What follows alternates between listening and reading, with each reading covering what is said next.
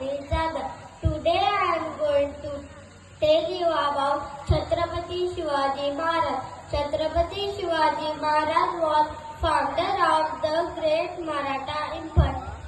He born on 19 February 1630 at Shivneri Fort in Pune.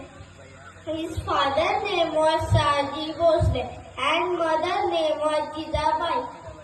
He died on 3rd April 1680 at Raigad Fort. Ast Kadam